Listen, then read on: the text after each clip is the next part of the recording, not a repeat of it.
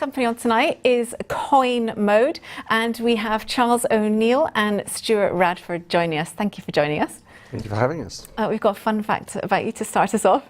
The original name for your company, when written down, looked a lot better than actually spoken. Stuart, I think it was your name choice. Can you tell us about that? So it was an internal product name, and we decided it's all about coins for playing games. So the original name was Coin for Play, and it was only when we had our first meeting and we said it out loud did we realise perhaps we should actually rename this. Yeah, probably a good idea. Charles, are you ready to pitch? Sure. Great, we've got 8 minutes. Okay. Right, so Coinmode is a payment system for the computer games industry. It's only for the computer games industry. The computer games industry is huge, and through the use of new technologies like distributed ledgers, we're able to offer a lot of payment capabilities that aren't currently available. So we can do player-to-player payments within the game, we can do game-to-player and player-to-game. And to give you an example of what that actually means, at the moment, if you look at the payment systems that exist, if I want to buy something, I pay something, the money goes to the game producer, and it's a one-way transaction, whereas what we're talking about is a two-way transaction. So for example, if I'm playing a first-person shooter, and I pay £1 to enter, Stuart pays £1 to enter, I shoot Stuart, I take his payment, I take his pound, so I'm now worth £2. What's actually going on in the background is high-speed microtransactions, two-way microtransactions. So that is the fundamental of what Coinmode does. It means that we can set up economies and various other modes of gameplay which just don't exist at the moment. Right, so the market is huge. It's 137.9 billion and growing at an increasing rate. The number of players on globally is estimated to be around 2.2 billion, of which 1.2 billion play with family and friends, so they're all playing online. So the market is huge and it's growing at, as I said, at an increasing rate. In terms of the way people are playing, that's also going through a cultural change at the moment with things like streaming. So we're looking at 258 million people viewing other people watching games. You have Battle Royale going on where you have thousands of people joining into a game, and then the winner, obviously, of those thousands of people wins the game. Coinmode is designed to plug into those changing games. So for example, the first use case is, oh sorry, I've jumped ahead. If you look at surveys of people, basically what you see is 33% of gamers who are playing these games, often esports, want to become professional players. So what that really means is you have a massive latent demand of game players looking to be able to monetize this stuff and make money from playing themselves. The solution, we're using Bitcoin as the underlying currency, so we're using the Bitcoin blockchain. That's the single currency. It acts like a protocol of value exchange, so to speak. And the benefit of that is the fact that we can facilitate games across nations, across countries, across game platforms. The use cases that we're looking to come out with initially, we're looking at what we call Pro Mode, so that's the example that I said to you earlier before, which is that I shoot Stu, I take his pound, so I'm playing in a professional capacity.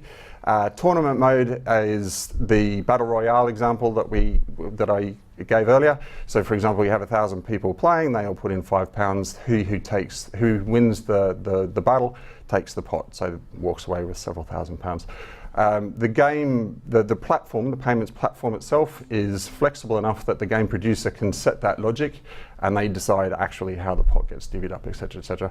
And then the third one that we're bringing online is in-game purchase, so you can buy things inside the game space as and when you want to. Right, the benefits of using Bitcoin, the Bitcoin blockchain. We have a single currency that everybody, irrespective of where you are, basically you can play other people wherever, irrespective of where they are. Right, we built a prototype. You can see it on the screen. That's the URL, bitballbattle.com. This is just to prove that the thing isn't vaporware. It actually works. It exists. Please go on, have a game. We've loaded it up with testnet coins so people can go and play and yeah, have fun. So the competition, main competition we've got are the standardized payment platforms. So you've got Google Pay, Facebook, and Steam Pay. These platforms all take 30% of any revenue that they generate, whereas we don't do any of that.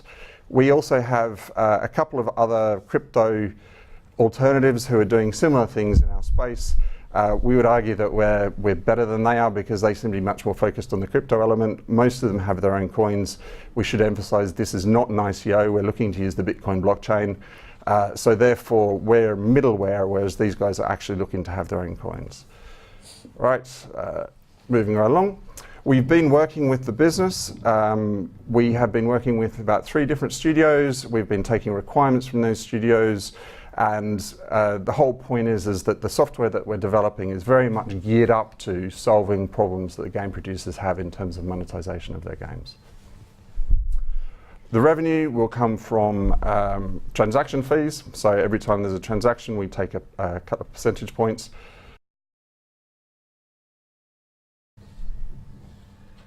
Great. Thank you, Charles. Okay. Thanks for pitching.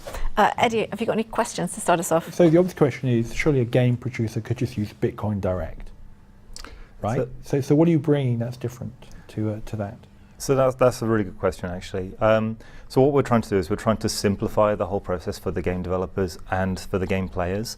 So Bitcoin, was invented in 2009. It's been up and running since then. It's flawlessly. It's actually a very proven, robust technology. It's amazing, but as any technology, it's got its drawbacks as well. So some of the issues with it are things like you can only do 7 transactions per second, for instance. If you deposit money into it, you have to wait for a confirmation time, which is about 10 minutes. I may add banks is a lot longer, right? But people dwell on these things. And in games, you need fast turnaround time. People want to play the game, they want to put the money in, it happens instantaneously. Coinmode solves that. We allow you to have tens of thousands of Bitcoin transactions, and we simplify the whole process for the game player and the game developer. So they don't have to worry about the technical issues like malleability attacks and things like this. So what about buying in? How can I buy in quite quickly if I've already got Bitcoin or not? Yes, yeah. So at the moment, the way it works is you have to go and buy your Bitcoin elsewhere. The reason that we're doing the raise is because we're intending to integrate it into the banking system, so you'll be able to use your debit card and credit card. And as far as you're concerned as a player, it'll be almost, well, as simple, if not simpler, than using something like PayPal or using Amazon checkout. So literally, you put your debit card, credit card in. All of the background buying of Bitcoin happens in the background. It's completely invisible to you, and then you're just good to go. Good to Do you play. have to wait 10 minutes for that to clear? No. So we've solved 2 massive problems, which is that we can facilitate play immediately, and we can do tens of thousands of transactions per second. So all of the research and development work that we've been doing over the last 2 years has been really very much geared around solving those 2 key problems. Right. And what's the reception of the market been like so far? Really positive, actually. As I said, we've been working with 3 separate studios in order to make sure that what we're solving is something that they want solved. Yeah. But as a result of that, we've been doing test integrations into games. They've been playing them internally within the studios themselves. And generally, the reception is really positive. So we have a number of clients lined up ready to go as soon as we're market ready. It's just now a case of getting there. And is Epic Games one of them? I heard you talk about Battle Royale. I'm very knowledgeable about this game. Yet. Is it? It's his favourite. Not one of our clients yet. They're down the road from us, so we'll have to go have a conversation one day. Yeah. In time. And why did you choose Bitcoin? So, Bitcoin, if you look at the various cryptocurrencies out there, Bitcoin is like the granddaddy. It's the one that everyone trusts as having the most stability to it. It's also the most robust, and it's a proven track record. It allows everyone anywhere in the world to be able to know apples for apples comparison of value. So it's basically just a global currency. It just makes sense that we use that as the underlying currency for the platform. Okay.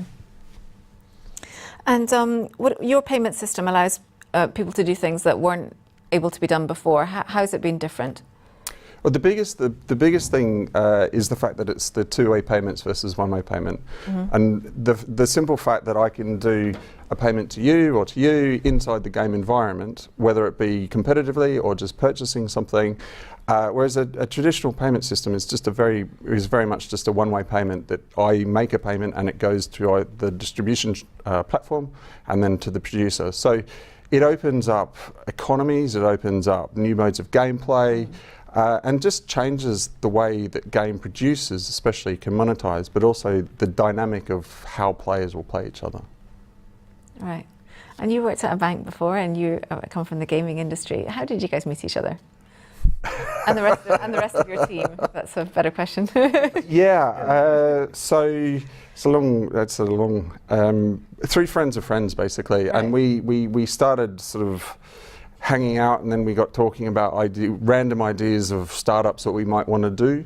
And then Stuart came forward with his idea of, it'd be really cool if you could do this in games, but I've never seen anybody do it. And we kind of thought about it, and none of us could work out why nobody had done it before. So we started.